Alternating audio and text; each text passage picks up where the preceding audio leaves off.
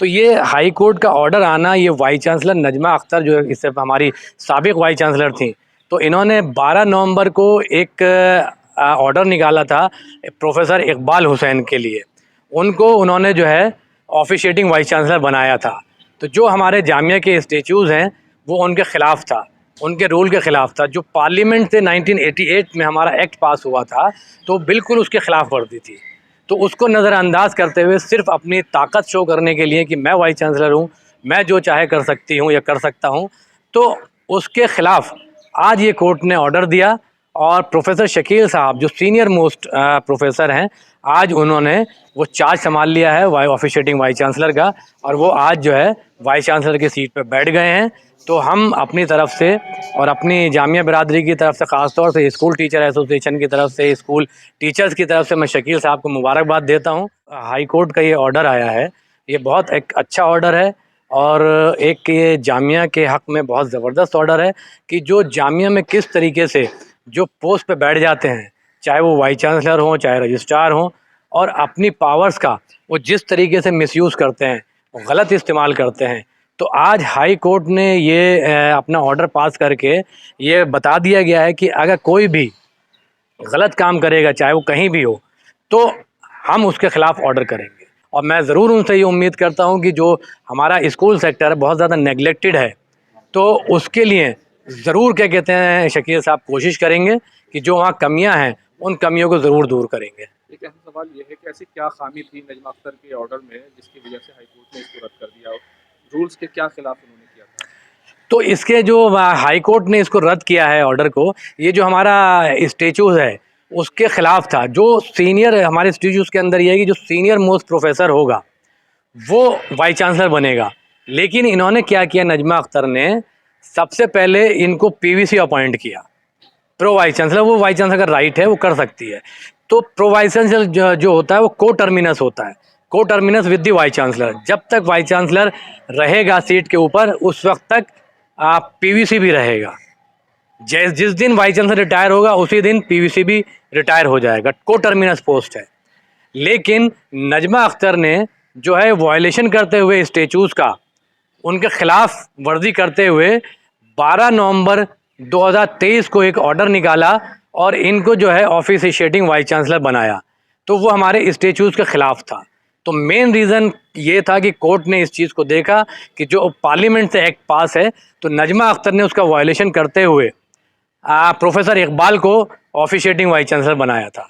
तो आज जो है ये फ़ैसला, बहुत बड़ा फ़ैसला आया है, ये जामिया के हक़ में आया है। और हम उम्मीद करते हैं जो भी आने वाले अथॉरिटी होगी, जो भी आने वाले वाइस चांसलर होंगे, रजिस्ट्रार होंगे, तो वो जो है जामिया स्टेचूज़ का, जामिया रूल्स रेगुलेशंस का, जामिया ऑर्डिनेंस का वो वायलेशन नहीं करेंगे। वो इस चीज़ को समझेंगे कि जो जामिया के हक़ में हो, जामिया की बेहतरी के लिए हो, स्टूडेंट की बेहतरी के लिए हो, स्टाफ की बेहतरी के लिए हो, तो वो काम वो आइंदा आने वाले वक्त में करें। और हम उनसे यही इल्तिजा भी करते हैं और यही उम्मीद भी करते हैं कि आने वाली जो भी वाइस चांसलर हों, वो इस चीज़ को मद्देनज़र रखते हुए वो जो लोग हैं इसी जामिया के फ़ायदे के लिए काम करें, ना कि स्टाफ के और जामिया के नुकसान के लिए काम करें। एक अहम सवाल ये है कि उन्होंने वाइस चांसलर जो थी वो जाते जाते बहुत सारे ऑर्डर पास करके गई थी। एक ज़मीन का मसला भी था जिसमें मुकदमा भी चल रहा है, वो भी एक इशू था। बहुत सारे लोगों को यहाँ पर उन्होंने जॉब्स भी वगैरह दी थी, अपॉइंटमेंट किए थे। क्या ये तमाम फैसले रिव्यू होंगे? क्या ये तमाम फैसले रिव्यू होने चाहिए? देखिए, जहाँ तक हम समझते हैं कि जिस तरीके से इन्होंने अपॉइंटमेंट किए हैं, वो कोर्ट में भी केसेस चल रहे हैं अपॉइंटमेंट के ख़िलाफ़। तो खाली एक जो रूल कहता है वो 3, एक पोस्ट के लिए 3 को आप कॉल करेंगे, 3 कैंडिडेट को। लेकिन इन्होंने किसी 2 पोस्ट लॉ के अंदर थी, इन्होंने सिर्फ 2 ही कैंडिडेट को कॉल किया था और उनको अपॉइंट भी कर दिया। तो इस तरीके के न जाने इन्होंने अपॉइंटमेंट में कितने वायलेशंस किए हैं। तो जो हम चाहते हैं कि भाई जितने भी इन्होंने गलत फ़ैसले किए हैं, गलत अपॉइंटमेंट किए हैं, उन फ़ैसलों को रिव्यू किया जाना चाहिए। ज़मीन का भी एक मामला है। ज़मीन का भी मसला है। ज़मीन के मसले में ये है कि जो अभी 27 तारीख को डेट लगी हुई है, तो इसमें ये अच्छा एक चीज़ एक हो गई कि जो पहले रजिस्ट्रार थे नादिम हुसैन जाफ़री, उन्होंने अपनी तरफ से एक एफ़िडेविट फ़ाइल किया कोर्ट के अंदर 15 मई को। तो कोर्ट ने उसको एक्सेप्ट किया। उन्होंने इस एफ़िडेविट में अपने ये बोला है कि जो 4 अगस्त को जो एग्जीक्यूटिव काउंसिल की मीटिंग हुई थी, उस एग्जीक्यूटिव काउंसिल के अंदर पूरा डाटा जो है इस ज़मीन के बारे में नहीं रखा गया था।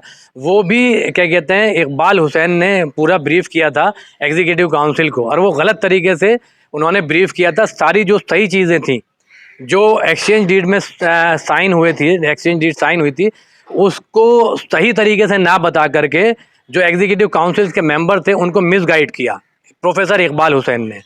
तो उसके ख़िलाफ़ भी और फिर जो है कि नाज़िम हुसैन जाफ़री ने ये भी बोला कि 23 अगस्त को, क्योंकि 24 अगस्त में हमने रिट लगाई थी, 24 अगस्त में हमारी हियरिंग हुई थी, तो 23 अगस्त को नजमा अख्तर ने उनको बुलाया और नजमा अख्तर ने उनसे ये कहा कि आप जो है अभी एनओसी के ऊपर साइन करिए। लेकिन नाज़िम हुसैन जाफ़री ने मना कर दिया कि मैं इस एनओसी पे साइन नहीं करूँगा क्योंकि ये इलीगल है।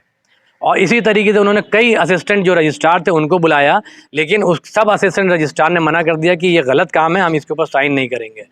तो फिर अल्टीमेटली फिर बाद में इन्होंने 24 तारीख को हमारी सुनवाई हो गई, और सुनवाई में कोर्ट ने हमें स्टेटस को मेंटेन करने के लिए कहा कि भाई जो स्टेटस को है वो एज इट इज़ रहेगा। तो नजमा अख्तर ने 24 अगस्त के बाद तकरीबन 30 या 31 अगस्त को इन्होंने जो है प्रोफेसर इकबाल हुसैन को बुलाया और उनको ये लालच दी कि मैं आपको प्रो वाइस चांसलर बना दूंगी, तो और उसके बाद आप ऑफिशिएटिंग वाइस चांसलर बनेंगे, आप जो है इस एनओसी पे साइन कर दीजिए। तो प्रोफेसर इकबाल हुसैन ने लालच में आकर के 21 तारीख की डेट में, 21 अगस्त में, 24 अगस्त में हमने केस डाला था जो हियरिंग हुई थी, उन्होंने 21 अगस्त को बैक डेट में साइन किए। और जहाँ तक हमें पता है इसकी एवज़ में उनको 1 करोड़ रुपए दिया गया। और ये मैं इसलिए भी साबित कर दूंगा क्योंकि अभी रिसेंटली वाइस चांसलर बनने के बाद उन्होंने जौहरी फॉर्म में 2 नंबर गली के अंदर एक फ्लैट परचेज़ किया है। तो ये साबित करता है कि उन्होंने पीछे से पैसा लिया है, क्योंकि आप भी जानते हैं कि यहाँ पर जो रेट है एक फ्लैट का 150-200 गज का जो फ्लैट है वो तकरीबन 1.5 से 2 करोड़ का रेट चलता है। तमाम फैसले रिव्यू होंगे। हाँ, हम तो अपने जो अभी ऑफिशिएटिंग वाइस चांसलर साहब हैं शकील साहब, हम उनसे ये रिक्वेस्ट करेंगे कि जितने भी इस तरीके के फ़ैसले हैं आप उनको रिव्यू करिए, और जो जामिया के हक़ में और जो स्टाफ के हक़ में, जो स्टूडेंट के हक़ में बेहतर हो वो काम आप करिए। हम अपनी तरफ से पूरा उनको समर्थन करते हैं, अपनी कम्युनिटी, टीचर कम्युनिटी की तरफ से और जामिया बिरादरी की तरफ से हम फिर मुबारकबाद देते हुए उनके साथ यही कहेंगे कि हम आपके सभी सही फ़ैसलों के साथ, हम आपके कंधे से कंधा मिला कर के हम आपके साथ चलने के लिए तैयार हैं।